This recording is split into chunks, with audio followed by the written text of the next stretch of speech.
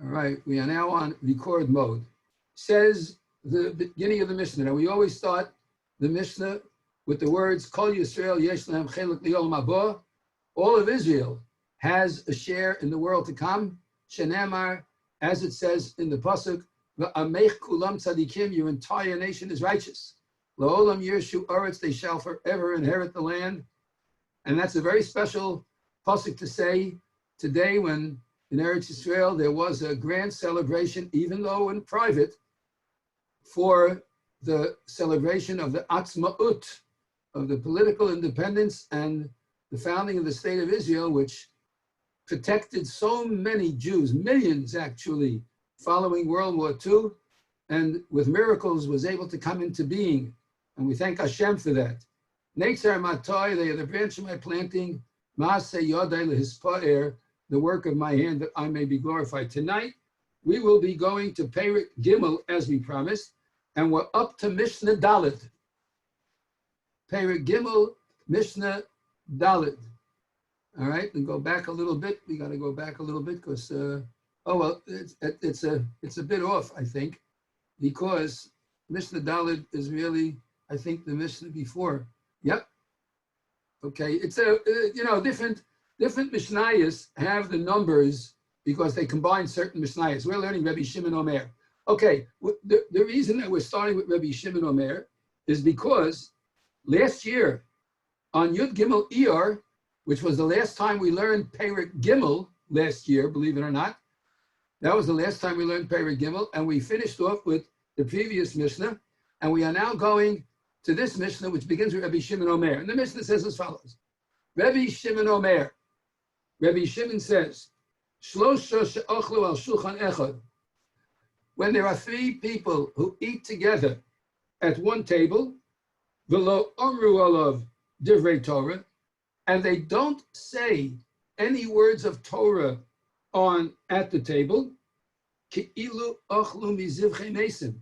It's as if they ate from the carbon of the dead, meaning it's as if they ate from something that had to do not with Hashem, but with Avodah Zarah, which is known as Zivchei Mesim.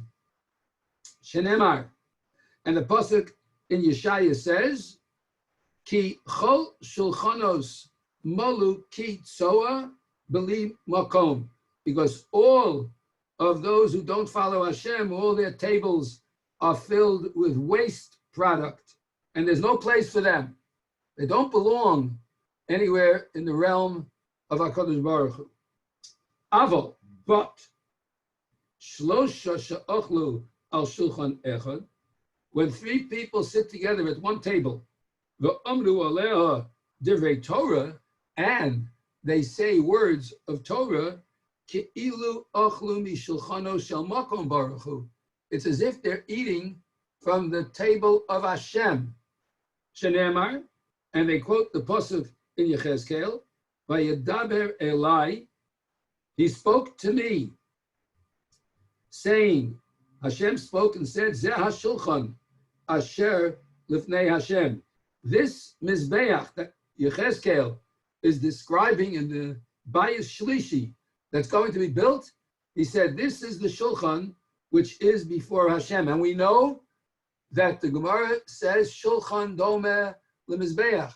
The table is like a Mizbeach. That's why there's a halacha, and we follow it pretty carefully, I hope, that on every table when you sit down to eat and there's bread, there's always salt on the table, because the pasuk says, Al kar karbancha takriv melach, on all of your karbanos, you should bring salt, which is a preservative.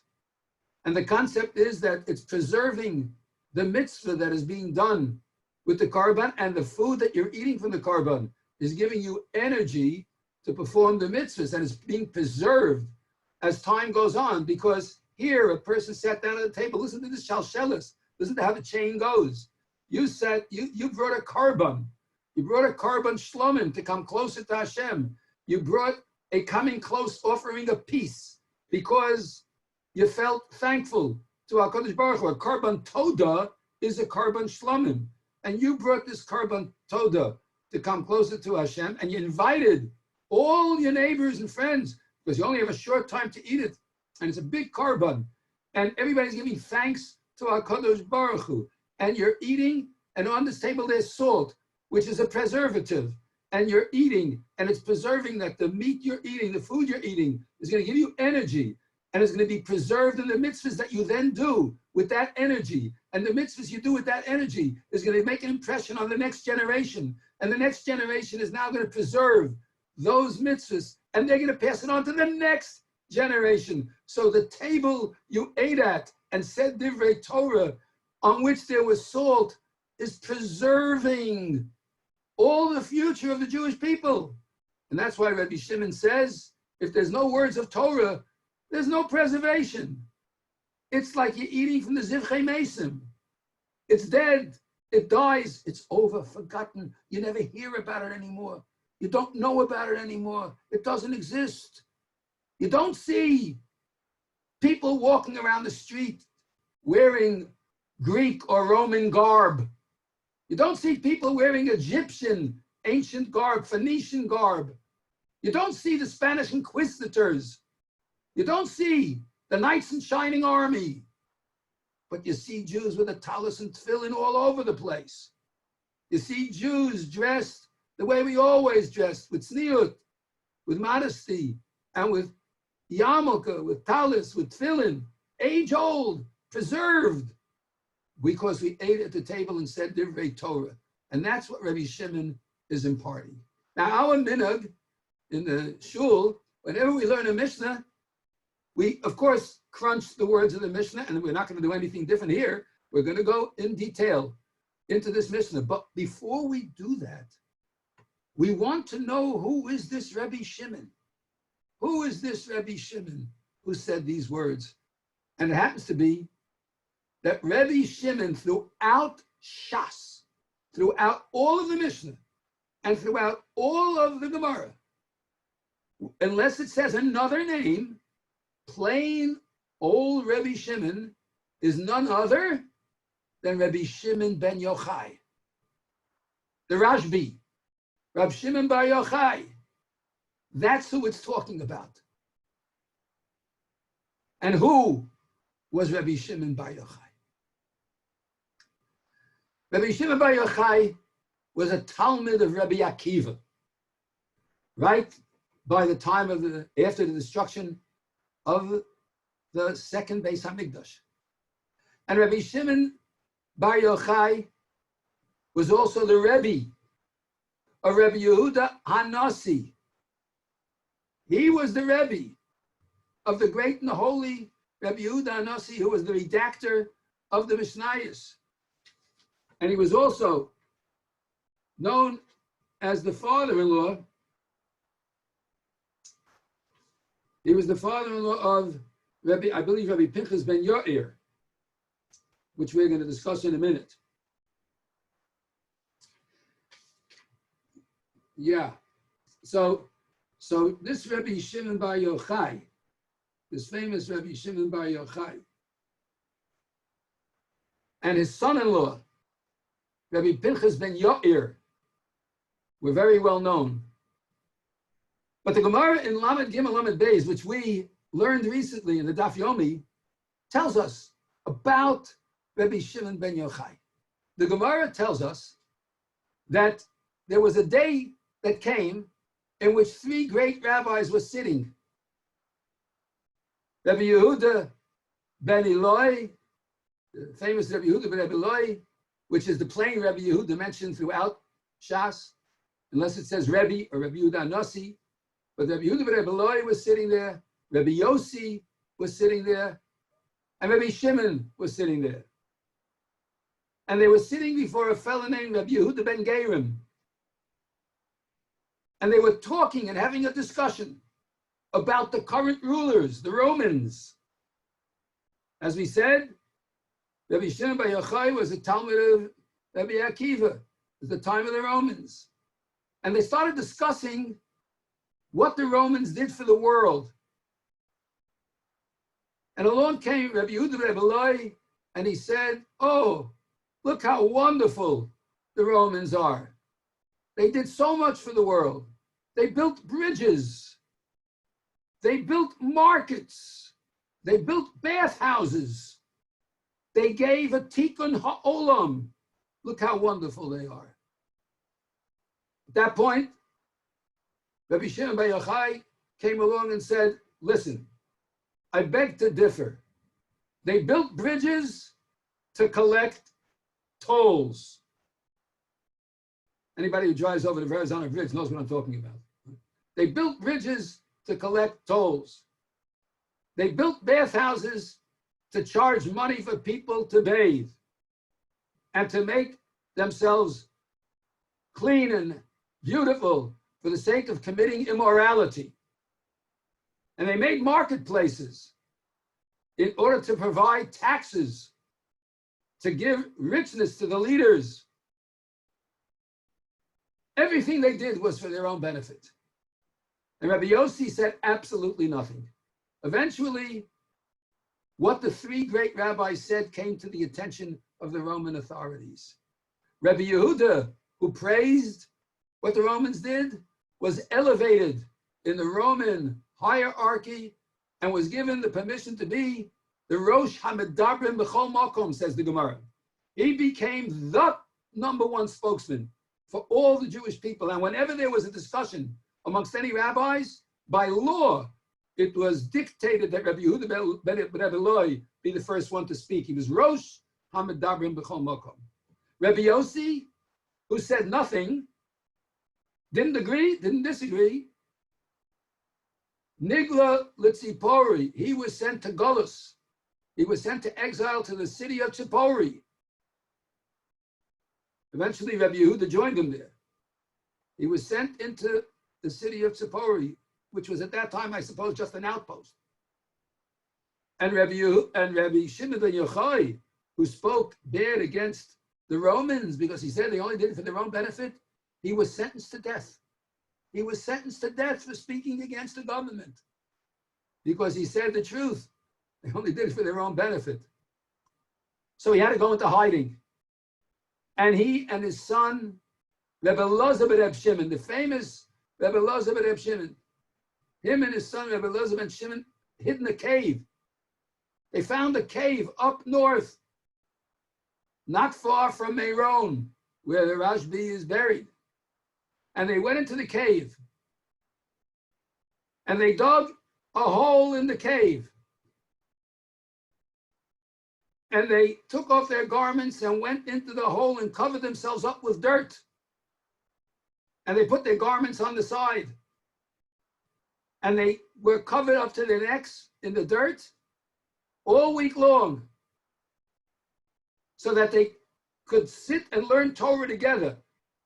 And for 12 years, they lived like this, except on Shabbos. On Shabbos, they came out and put on their garments. They washed up to the best of their ability. And they davened on Shabbos. A lot of questions. They didn't daven during the week. I'm not going to get into that. That has to do with the question of whether or not when you're sitting and learning Torah, you're supposed to interrupt for davening because davening is midrabanan and learning Torah is d'oraisa. It's a whole discussion in the Gemara. If you want to look into it, look in Lamed Gimel, Lamed Beis, into the Maishah and the Russian other Mefarshim over there. But Hashem brought a carob tree, a boxer tree, and a spring of water right by it. And for the next 12 years, they lived on carobs and on water. And they were able to sustain themselves that way. And for the next 12 years, Rabbi Shimon ben Yochai and Rabbi Elazar ben Reb Shimon only learned Torah day and night, day and night, day and night. At the end of 12 years, says the Gemara, Eliyahu Hanavi came to the mouth of the cave and he made an announcement. Is there anybody here that has heard that the emperor, the Roman emperor, has died? And he went away. And they heard it and they knew that when the Roman emperor dies, all his decrees are nullified. And that means they were free to go out. So the Gemara relates that they came out of the cave. And when they came out of the cave, they saw people plowing and harvesting. And wherever they looked, they saw people working the land. And wherever they looked, they burned up the land. They destroyed the land. And a voice came out from heaven and said to them, what are you guys kidding? You think I got you out of the cave in order to destroy the world? Get back inside. You're destroying the world. And they went back into the cave for another year. At the end of the year, Rabbi Shimon ben Yochai said to his son, you know, Mishpat V'Shoyim V'Gehenim is no more than 12 months, even when you're punished severely. We can go out now. Let's look favorably upon people. And they came out. And Rabbi Elazar ben Reb Shimon was still a firebrand. He was young. So wherever he looked, he caused devastation. And Rabbi Shimon ben Yochai would look at it and bring it back to life until he told Rabbi Elazar ben Reb Shimon, listen, young man, you got to cut this out because these people are good people. Hashem saw fit that they should be alive. They have a purpose. They noticed a man walking with two branches of hadassim, So they said to the man, where are you going? He said, it's Erev Shabbos. I'm taking these hadassim home to give fragrance to the Shabbos table.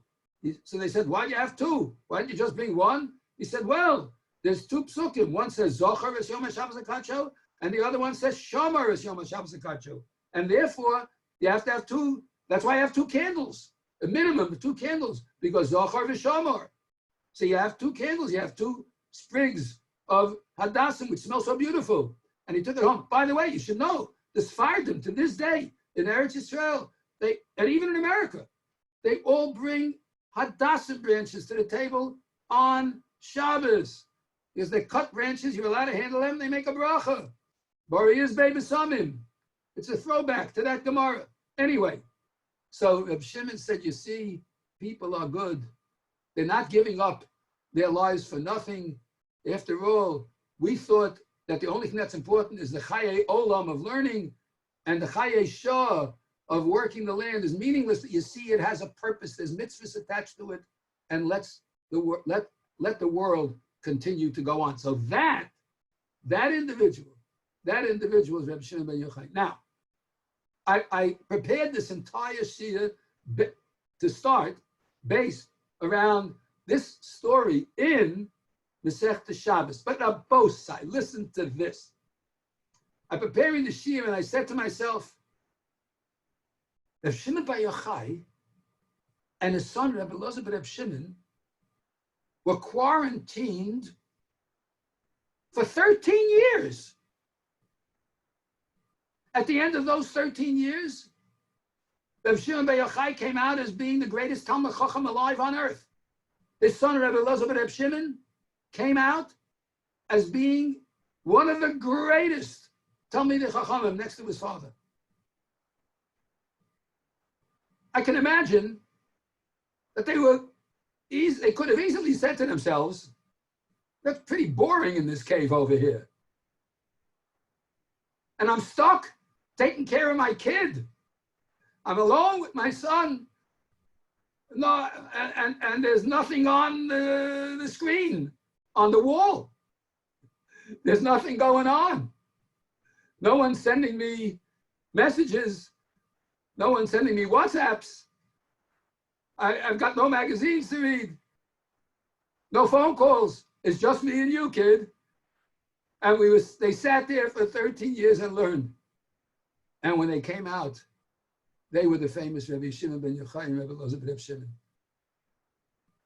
It's possible. It's possible to be alone with your family, to enjoy them, to grow with them, to become great leaders, to become different people. We hope and pray this isn't going to take 13 years. We hope it doesn't take 13 more days. Some would say, I hope it ends in 13 hours. And some would say 13 minutes. Others might even say 13 seconds. But the fact is, it's possible to take the opportunities that are presented to us, even though they seem really, really difficult. And we can take those opportunities and turn them into great, great opportunities, to great, great things. It's possible. Now, I mentioned before that his son-in-law was a Pinchas ben Yair. Listen to this.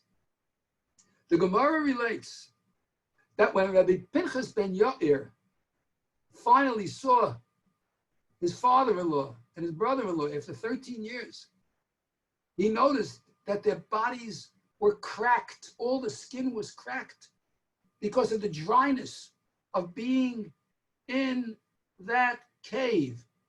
So he took his father-in-law to bathe. And when he was bathing him, the cracks were oozing. And the Pinchas ben Yair started crying. And he cried so that the tears, which were salty, went onto the wound. And Reb Shimon ben Yochai said, hey, what are you doing here? You're making things worse. Your salt is getting into the wounds. What are you doing? So Reb Pinchas ben Yair said, Oily, woe to me that I see you in this condition. And Reb Shimon ben Yochai says, I thank God you see me in this condition. Why? I'll tell you why. Because it used to be, when you first married my daughter, if I would ask you a question in learning, you would give me 13 different answers. You would give me a whole host of different answers. In fact, the Gemara says he gave 24 different answers. 24 different answers to every question that Reb Shimon ben Yochai asked him. I'm sorry, the numbers I got mixed up. Whenever Reb Shimon ben Yochai would ask him a question, Rabbi Pinchas ben Yair would tell him 22 answers. But Rabbi Shimon ben Yochai said, now that I have come out of the cave, every question you ask me, I can give you 24 answers. So being in that cave was a great benefit because I was able to grow from this and I was able to develop. And that's also Rabbi Shimon ben Yochai. The great Rabbi Shimon ben Yochai was so called because he developed and he grew, even though he was always valuable and important. After he came out of the cave, he was already something unique and something special. There's another Gemara. We'll end with one more story. There's another Gemara. It's actually a medrash in Shiur Hashirim that a couple came to Reb Shimon ben Yochai when he was the Rosh. And they came to Reb Shimon ben Yochai and they said, Rebbe, we're married a long, long time. We're married many, many years. And we have no children. We're married 12, 13, 15, whatever number of years. We have no children. So we've come because we have no children. Maybe it's not basher that we should have children with each other to get a get. And we're going to divorce. And maybe if we marry someone else, maybe we'll have children. So they came to Rabbi Shimon ben Yochai and they were all faveint. They were crying because they really loved each other and they had no children. So Rabbi Shimon ben Yochai says, well, you know, we go on the system of midah keneged midah, measure for measure. So if you got married, when you got married, was there a party? They said, what do you mean was there a party? It was a big celebration. He says, well, if you started with a big celebration, then in order to end it, you also have to make a big celebration. They said, in order for us to end it, you have to make a big celebration? He said, yeah, because you started with a Sheva brachas, with other things. Now you're going to get divorced. You have to also make a l'chaim. You have to make a su'udah in order to get divorced. They said, okay, if you have no choice, we'll do that. So they went and they prepared a big su'udah, and there was wine to drink, l'chaim. And the husband said to the wife when they started the su'udah, he said, listen, we know we don't want to be apart, but we have no choice. I want you to promise me that you will take from this house that we're in now, our own home, anything you want. Take it with you to your new home. So she said, okay. And he drank a few drinks. And before long, he fell asleep. The wife picked him up and took him to her new home. He wakes up the next morning. He looks around. He doesn't recognize anything. He said, where am I? She said, you're in my home. He said, what are you doing? She said, you told me to take the most valuable thing in this house. You are the most valuable thing to me. So I took you to my house. They went to Rabbi Shimon ben Yochai and they said, rip up the get. We're not getting divorced. And the Gemara, the Shiur HaShirim, the Medrash in Shiur HaShirim relates that a year later they were blessed with a child. Because Rabbi Shimon ben Yochai had insight. He saw something. And he was able to bring about, through his wisdom and understanding, and through the gift of being alone all those years, he developed an inner self that was so powerful that he was able to recognize the gift that these people had and promised them that the gift would not be destroyed. So the Mishnah says that Rabbi Shimon Omer Shlosha she'achlu al shulchan echad. 3 who eat at one table. I'm just going to mention one word about this because we're going to have to come back and finish this tomorrow night. But I'm going to ask you to think about the following. Why did Rabbi Shimon ben Yochai just say shlosha? Why just 3? Why couldn't it be 2 or 1 like the previous Mishnah says? That you have to learn Torah even by yourself. Why did he say shlosha she'aklu al shulchan echad, 3 who eat at one table? Why only 3? And I want to tell you something. Right after I finished preparing this section of today's shiur, and even a little more, but we ran out of time. Right after that, I got a note, a message from one of our congregants.